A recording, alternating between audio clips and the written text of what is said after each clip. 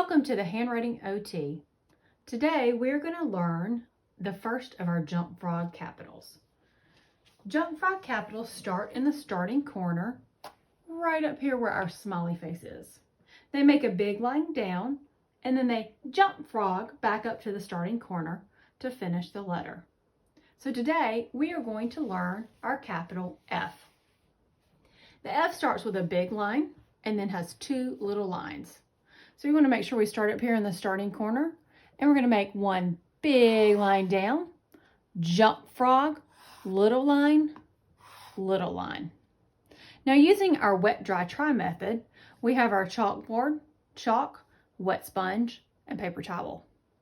After we've drawn our F, we're going to use our wet sponge and we're going to trace it. Starting in the starting corner, big line down, jump frog, little line, little line.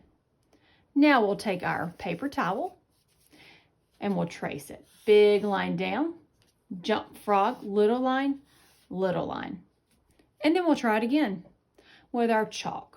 Starting in the starting corner, big line down, jump frog, little line, little line. And that's how we make our F. If your students have difficulty knowing exactly where they should put their little lines, you can add a little dot at the top, the middle, and the bottom.